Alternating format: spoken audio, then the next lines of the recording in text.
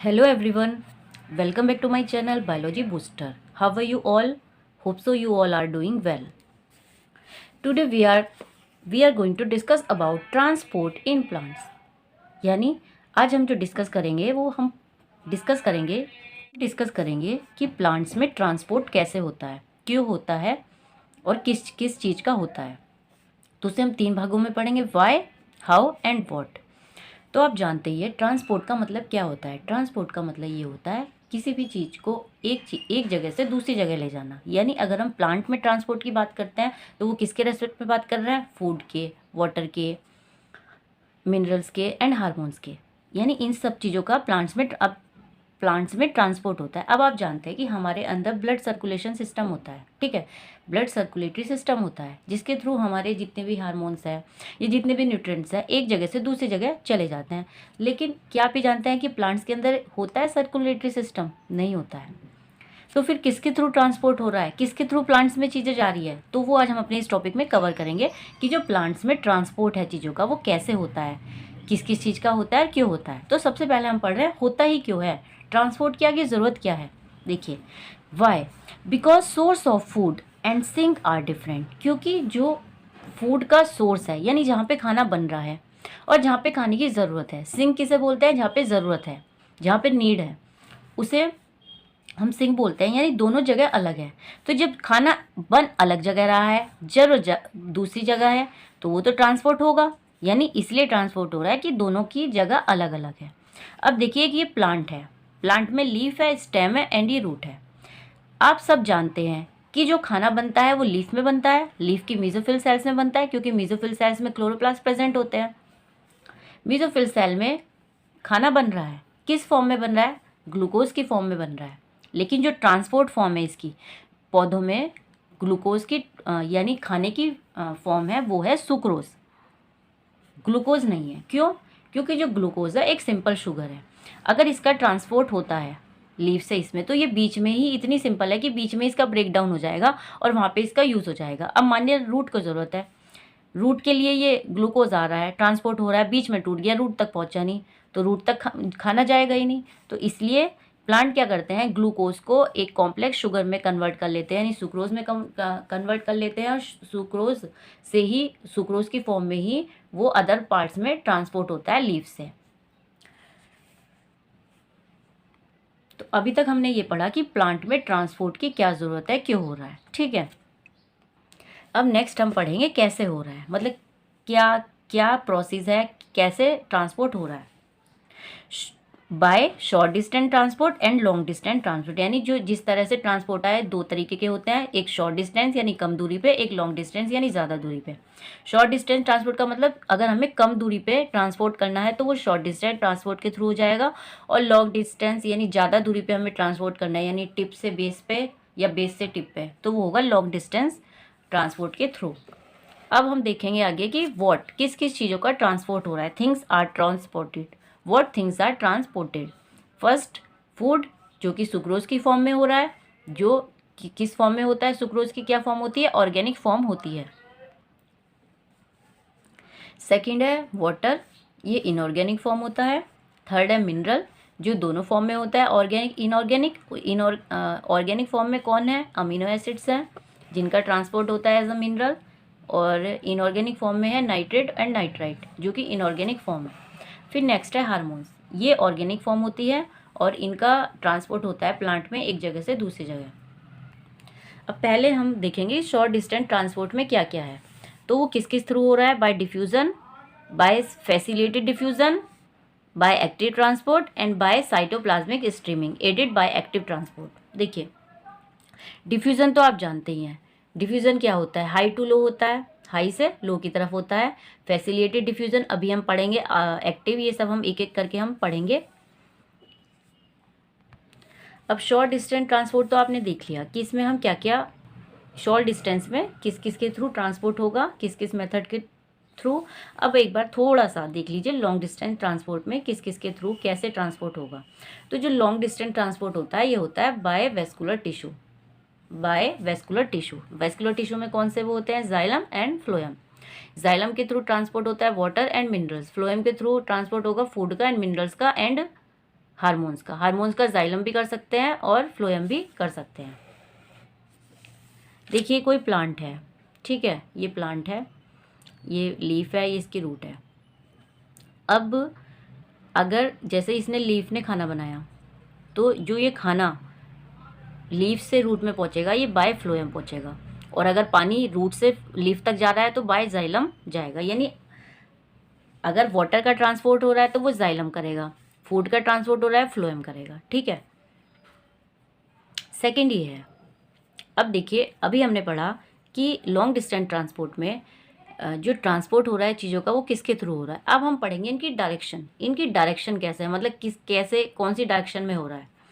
तो अगर हम जाइलम की बात करें वाटर का, तो इसका जो ट्रांसपोर्ट होगा वो यूनिडायरेक्शनल होगा। यूनिडायरेक्शन का मतलब रूट से लीफ में जाएगा, यानी एक ही दिशा में जाएगा, यानी रूट से लीफ तक जा रहा है, ठीक है, या फिर रूट से अदर पार्ट्स में जा रहा है, तो यूनिडायरेक्शन। जो जाइलम का ट्रांसपोर्ट जाइलम के थ्रू ट्रांसपोर्ट होगा वो यूनिडायरेक्शनल होगा। फ्लोएम का जो ट्रांसपोर्ट होगा वो देखिए, आप जानते हैं कि लीफ में खाना बन रहा है, खाना किस फ्लोएम के थ्रू रूट तक जाएगा। लेकिन कई बार ऐसा होता है जब अनफेवरेबल कंडीशंस होती है, प्लांट की जो लीव्स होती हैं वो गिरने लगती हैं, प्लांट्स में लीफ नहीं आती और फिर एक टाइम के बाद जाके नई लीफ आती है। तो उस टाइम क्या होता है, जब लीफ तो है नहीं, अब खाना कैसे बनेगा प्लांट में, कैसे ग्रोइंग पार्ट, कैसे पौधे की ग्रोथ होगी।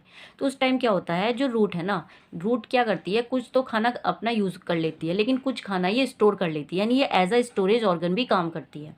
अब इसने कुछ खाना स्टोर कर लिया, तो जब लीफ थी तो लीफ से खाना इस रूट में आ रहा था, अब लीफ नहीं है तो रूट से जो खाना है वो बाकी अदर पार्ट में जाएगा, और जो यंग लीफ है जो अभी खाना बना नहीं पा रही है, ये जो पूरी तरह डेवलप नहीं हुई है अभी फोटोसिंथेसिस करने के लिए, तो उनसे रूट में जाएगा। अगर हम फ्लोएम का डायरेक्शन देखें तो आप देखिए फ्लोएम का जो डायरेक्शन है लीफ से रूट में भी हो रहा है, रूट से लीफ में भी, यानी इसे हम बाई डायरेक्शनल भी बोल सकते हैं। और जो फ्लोएम का डायरेक्शन है, मतलब ट्रांसपोर्ट का डायरेक्शन है, वो अदर पार्ट में भी हो रहा है, तो इसे मल्टी डायरेक्शनल भी हम बोलते हैं मतलब। यानी अगर हम फ्लोएम के ट्रांसपोर्ट की बात करें, फ्लोएम के थ्रू जो ट्रांसपोर्ट हो रहा है वो मल्टी डायरेक्शनल होता है, और जो जाइलम के थ्रू ट्रांसपोर्ट हो रहा है वो यूनी डायरेक्शनल होता है, यानी एक ही डायरेक्शन में होता है।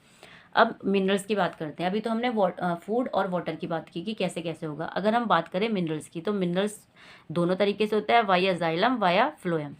अगर जाइलम के थ्रू हो रहा है मिनरल्स का ट्रांसपोर्ट तो वो होगा यूनी डायरेक्शनल, और अगर फ्लोएम के थ्रू हो रहा है ट्रांसपोर्ट तो वो होगा मल्टी डायरेक्शनल, ठीक है। सर्टेन हार्मोन्स आर स्ट्रिक्टली, और हाँ अगर हम हार्मोन्स की बात करें तो हार्मोन्स का जो ट्रांसपोर्ट है वो जाइलम के थ्रू भी होता है, क्योंकि कुछ हार्मोन्स ना स्ट्रिक्टली पोरल होता है, यानी यूनी डायरेक्शनल होता है। यूनि डायरेक्शनल का मतलब सिर्फ एक ही डायरेक्शन में उनका ट्रांसपोर्ट होता है, स्ट्रिक्टली पोलर, ठीक है। दूसरा देखिए, ये प्लांट है, ये इसकी मैच्योर लीफ है और ये यंग लीफ है। अब आप जानते हैं कि एजिंग जो पॉइंट है वो सभी के उसमें होता है, चाहे वो ह्यूमन बींग्स हो एनिमल बींग्स हो, एक एज आने के बाद कोई भी चीज़ डेड हो जाती है। तो जब ये बिल्कुल मैच्योर हो जाएगी, यानी ये गिरने वाली होगी, तो प्लांट क्या करता है, पेड़ क्या करता है, इस लीफ से जितने भी इसके न्यूट्रिएंट्स हैं वो इस लीफ से दूसरी लीफ में ट्रांसपोर्ट कर देता है। उसे पता है कि अब जब ये लीफ मैच्योर हुई है तो इसके अंदर सारे न्यूट्रिएंट्स और सब मिनरल्स और सब चीज़ें प्रेजेंट होगी। तो प्लांट्स क्या करता है, इसे वेस्ट नहीं जाने देता, इसके जो अंदर न्यूट्रिशन है वो दूसरी वाली लीफ को ट्रांसपोर्ट कर दिया जाता है। तो वो ट्रांसपोर्ट किसके थ्रू होगा, वो फ्लोएम के थ्रू होगा। और फ्लोएम के थ्रू होगा तो फ्लोएम के थ्रू आप जानते हैं कि मल्टी डायरेक्शनल होता है, यानी इसका जो अंदर न्यूट्रिशन है वो वाया फ्लोएम अदर पार्ट्स को ट्रांसपोर्ट कर दिया जाता है। तो अभी हमने थोड़ा सा लॉन्ग डिस्टेंस के बारे में पढ़ा था, लेकिन आज जो हमारा इस क्लास का जो मेन टॉपिक है वो शॉर्ट डिस्टेंस ट्रांसपोर्ट है। इसमें हम पूरा शॉर्ट डिस्टेंस ट्रांसपोर्ट कवर कर लेंगे। तो चलिए स्टार्ट करते हैं। शॉर्ट डिस्टेंस ट्रांसपोर्ट ये कहाँ पे होता है, मैंने आपको बताया था शॉर्ट दूरी में, यानी कम दूरी पे होता है, यानी एक सेल से दूसरे सेल में, विद इन सेल के अंदर ही। दूसरा है एंट्री या फिर एग्जिट, मतलब कोई चीज़ अगर एंट्री कर रही है तो भी वो शॉर्ट डिस्टेंस में, और एग्जिट कर रही है तो भी उसका शॉर्ट डिस्टेंस होता है।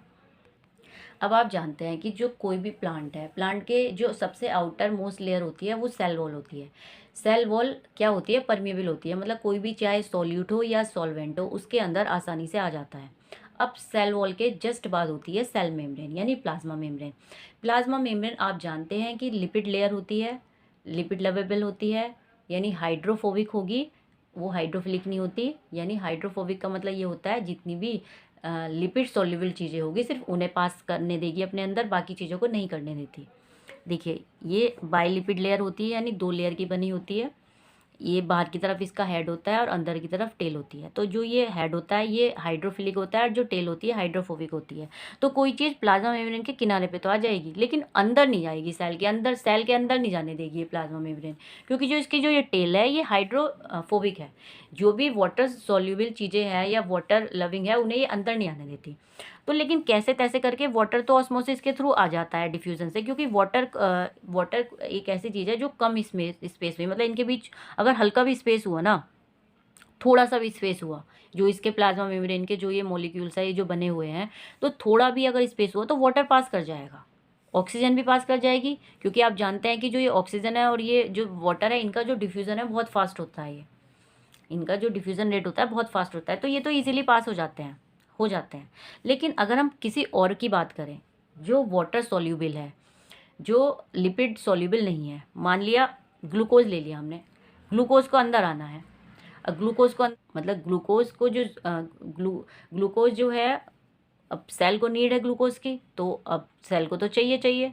तो क्या होता है उनके लिए यार, इसमें प्लाज्मा मेम्ब्रेन ना कुछ चैनल लगे होते हैं, प्रोटीन्स चैनल, जिसके थ्रू क्या होता है वो ग्लूकोज पास कर जाएगा। लेकिन वो उसके पास करेगा, वो तब पास करेगा जब बाहर कॉन्सेंट्रेशन ज़्यादा हो। मतलब ये जो प्रोटीन चैनल है ये फैसिलिटी ही तब देंगे जब बाहर का कॉन्सेंट्रेशन ज़्यादा है और अंदर का कॉन्सेंट्रेशन कम है, यानी सेल को नीड है, तब ये उन्हें अंदर आने देंगे। तो जब हाई से लो में हो रहा है और फैसिलिटी दी जा रही है तो उसे हम बोलते हैं फैसिलिटेड डिफ्यूज़न।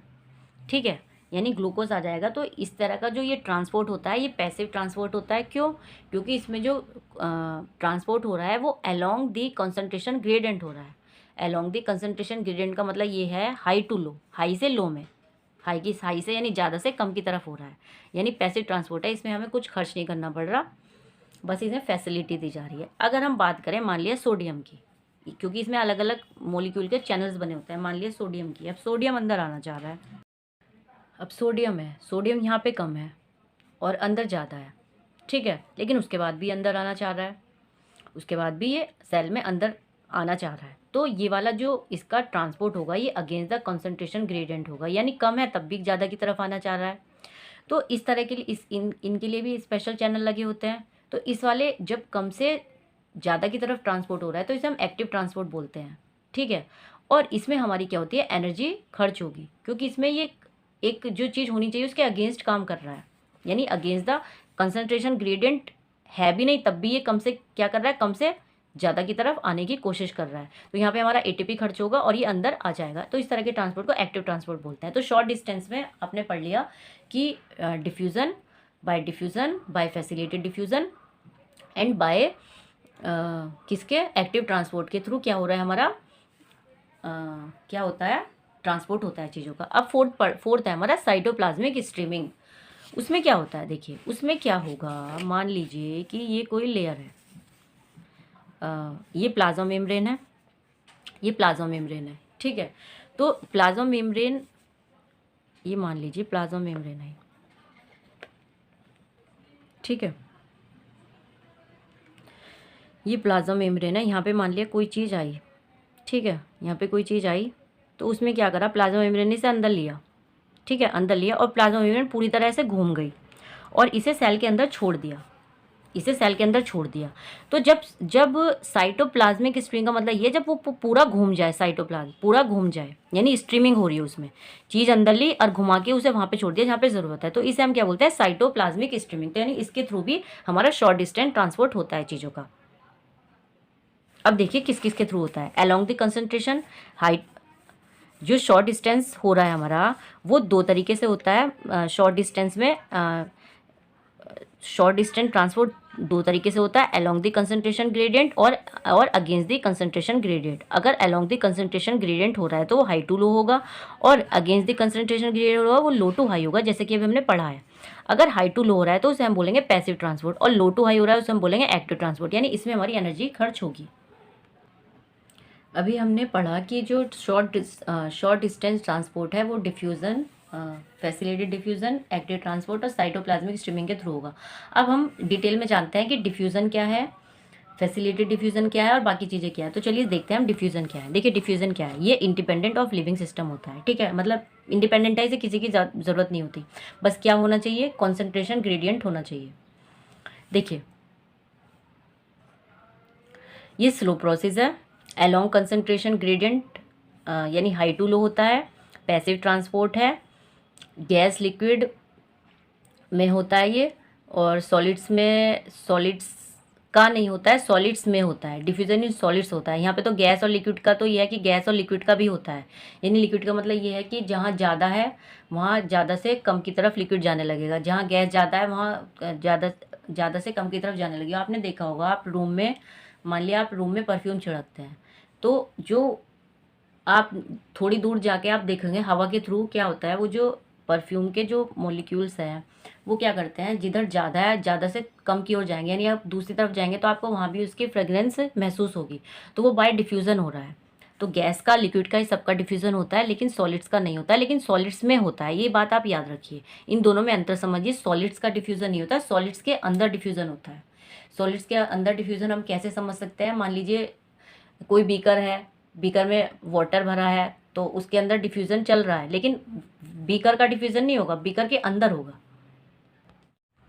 अब हम पढ़ेंगे कि जो फैक्टर अफेक्टिंग डिफ्यूजन है, डिफ्यूजन को कौन से फैक्टर अफेक्ट कर रहे हैं। कंसंट्रेशन ग्रेडियंट अगर हाई टू लो होता है तो डिफ्यूज़न होता है, सिंपल। नेक्स्ट है, अगर टेम्परेचर इसका हाई है तो ज़्यादा होगा डिफ्यूज़न, प्रेशर ज़्यादा है तब डिफ्यूज़न ज़्यादा होगा। डेंसिटी, अब बात करते हैं डेंसिटी की। डेंसिटी जितनी कम होगी उतना डिफ्यूज़न ज़्यादा होगा, यानी ये इन्वर्स प्रोपोर्शनल है डिफ्यूज़न के। अब हम अगर बात करें, डेंसिटी अगर कम है, डेंसिटी सबसे ज़्यादा किस में होती है, सॉलिड में, तो उसका डिफ्यूज़न सबसे कम होगा। फिर लिक्विड की डेंसिटी सॉलिड के कंपैरिजन में कम है तो उसका ज़्यादा होगा, और गैस की सबसे कम है तो गैस में सबसे ज़्यादा डिफ्यूज़न होगा। अब हम थोड़ा सा बात कर लेते हैं परमिएबिलिटी की, यानी जो प्लाज्मा मेम्ब्रेन है ये किस किस तरह की होती है, इसकी जो परमिएबिलिटी है वो कितने टाइप की होती है। तो पहला है परमिएबल, यानी परमिएबल वो होता है जिसमें सॉल्यूट और सॉल्वेंट दोनों पास कर जाए, यानी वाटर भी और सॉल्यूट भी, किसी भी तरीके का।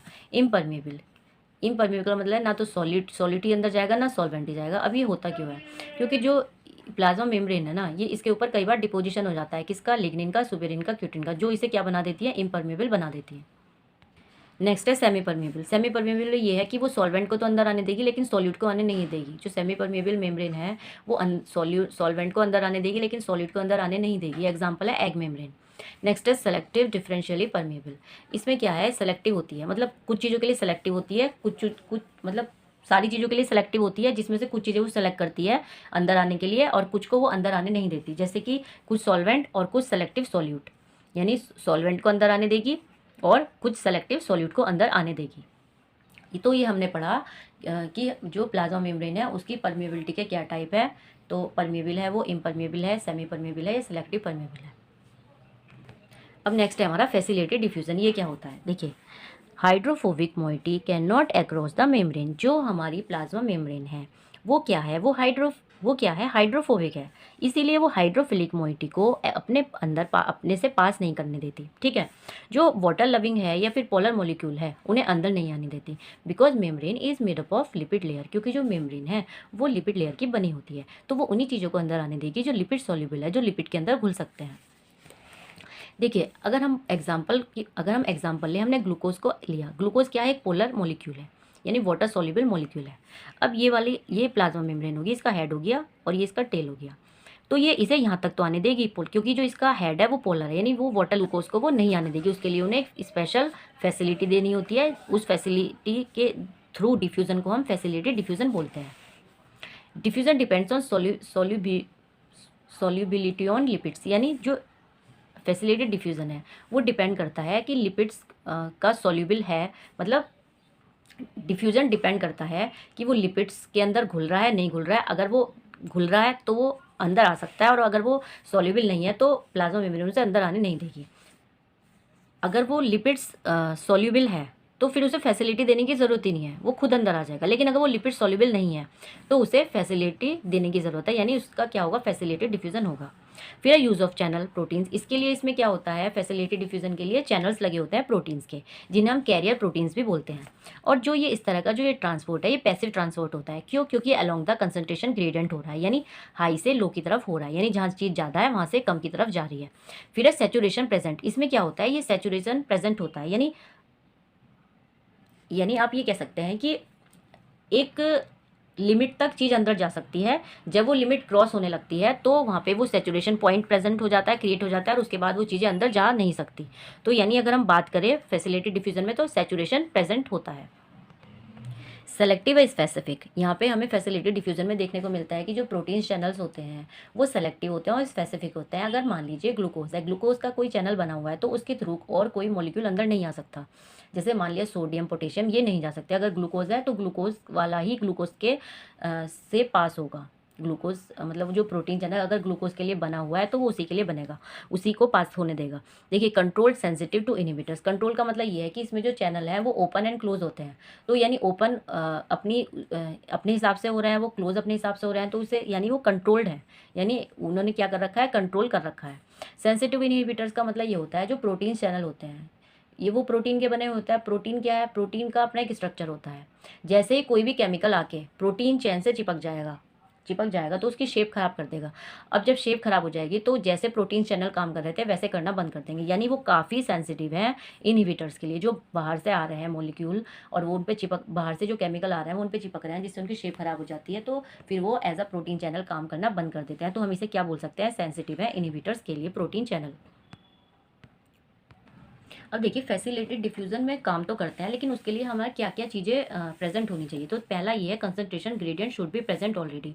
अगर कंसंट्रेशन ग्रेडियंट प्रेजेंट नहीं होगा तो उन्हें कोई भी फैसिलिटी नहीं मिलेगी अंदर आने की। ठीक है, यानी अगर जो मतलब मान लिया ग्लूकोज है, ग्लूकोज पास हो रहा है कहाँ से, सेल मेम्ब्रेन के थ्रू अंदर सेल में आ रहा है, तो तब वो तब उसे फैसिलिटी मिलेगी जब उसका कंसंट्रेशन सेल के बाहर ज़्यादा होगा एज कंपेरिजन सेल के अंदर। ठीक है, तो यानी concentration gradient should be present already. Sensitive to inhibitors when bind to, और इसमें क्या है, अभी मैंने आपको बता ही दिया है, पूरा सेंसिटिव होते हैं प्रोटीन्स। इनहिबिटर्स के चिपकने से उनकी शेप खराब हो जाती है, जिससे वो एज अ प्रोटीन चैनल काम करना बंद कर देते हैं। अब जो हमारी प्लाज्मा मेम्ब्रेन है, इसमें 3 तरीके से चीज़ों का ट्रांसपोर्ट होता है। पहला यूनिपोर्ट, दूसरा एंटीपोर्ट, तीसरा सिम्पोर्ट। यूनिपोर्ट क्या होता है, इसमें क्या होता है, इसमें एक मॉलिक्यूल ही एक टाइम में जा रहा है और यूनिडायरेक्शनल जा रहा है। ठीक है, एयरपोर्ट में क्या है, एक मॉलिक्यूल अंदर जा रहा है, एक बाहर आ रहा है, तो इसे बोलते हैं अपोजिट डायरेक्शनल। सिम्पोर्ट में क्या है, 2 मॉलिक्यूल एक साथ जा रहा है सेम डायरेक्शनल में। तो इस तरह के चैनल्स बने होते हैं, वो इस तरीके से काम करते हैं। अभी हमने पढ़ा फैसिलिटेड डिफ्यूजन, अब हम पढ़ेंगे एक्टिव ट्रांसपोर्ट। देखिए एक्टिव ट्रांसपोर्ट ये क्या होता है, अपहिल होता है, यानी अगेंस्ट कंसंट्रेशन ग्रेडियंट होता है, यानी लो टू हाई होता है। इसमें पंपिंग होती है, मतलब प्रोटीन्स पंप प्रोटीन्स की तरह काम करते हैं, कैरियर प्रोटीन यूज़ होते हैं। सेचुरेशन भी प्रेजेंट होता है। सेचुरेशन मैंने आपको बता ही दिया है कि एक चीज़ लिमिट तक क्रॉस करने देगी प्लाज्मा मेम्ब्रेन। अब ऐसा हुआ कि उस मतलब जो सेल के अंदर कंसंट्रेशन मतलब सेल को जितनी नीड हुई उतना ही तो वो पास होने देगी।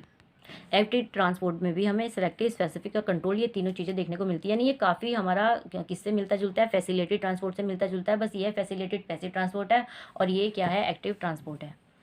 देखिए अभी हमने जो पढ़ा उसके अकॉर्डिंग अब हम कुछ एक टेबल बनी हुई है, उस टेबल को हम फिलअप करेंगे, जो कि हमारे एनसीईआरटी में भी दी हुई है। देखिए ये 3 तरह के हमारे ट्रांसपोर्ट है, सिंपल डिफ्यूजन, फैसिलिटेड डिफ्यूजन और एक्टिव ट्रांसपोर्ट। सिंपल डिफ्यूजन में रिक्वायर्ड स्पेशल प्रोटीन मेम्ब्रेन, बिल्कुल नहीं। फैसिलिटेड में यस, एक्टिव ट्रांसपोर्ट में यस। यहाँ पे आपने देखा प्रोटीन चैनल बने होते हैं, और यहाँ पे आपने देखा था एक्टिव ट्रांसपोर्ट में भी स्पेशल चैनल बने होते हैं। हाईली सेलेक्टिव नेचर, नो, इसमें कोई हमें इस तरह की चीज़ हमने नहीं पढ़ी है। फैसिलिटेड में होता है, अगर ग्लूकोज का है तो ग्लूकोज को ही वो पास करने देगा, और एक्टिव में भी होता है। ट्रांसपोर्ट सैचुरेट, इसमें नहीं है ऐसा, इसमें नहीं है। इसमें ट्रांसपोर्ट, इसमें मतलब कि सिर्फ गैस और वाटर का वो होता है सिंपल डिफ्यूज़न से, तो हमें ऐसा कोई ट्रांसपोर्ट सैचुरेट देखने को नहीं मिला। जबकि फैसिलिटेड ट्रांसपोर्ट में ये चीज़ हमें देखने को मिली है कि एक चीज़ एक लिमिट तक ही पास होगी, और एक्टिव ट्रांसपोर्ट में भी कुछ ऐसा ही है। अपहिल ट्रांसपोर्ट सिंपल डिफ्यूज़न में डाउनहिल होता है, और फैसिलिटेड ट्रांसपोर्ट में डाउनहिल होता है, जबकि एक्टिव ट्रांसपोर्ट में अपहिल होता है। यानी अगर हम इसमें अपहिल ट्रांसपोर्ट की बात करें तो हम कट लगा सकते हैं। रिक्वायर एटीपी एनर्जी किसमें, सिंपल डिफ्यूज़न में नहीं, और फैसिलिटी डिफ्यूज़न में नहीं, लेकिन एक्टिव ट्रांसपोर्ट में हमें चाहिए। रेस्पॉन्स टू प्रोटीन इनहिबिटर, इसमें प्रोटीन जैसी कोई चीज़ देखने को नहीं मिली हमें। किसमें? डिफ्यूज़न में। फैसिलिटी डिफ्यूज़न में प्रोटीन चैनल बने होते हैं, जबकि एक्टिव ट्रांसपोर्ट में प्रोटीन चैनल बने होते हैं। तो ये हमारा कुछ इस तरीके का ये था।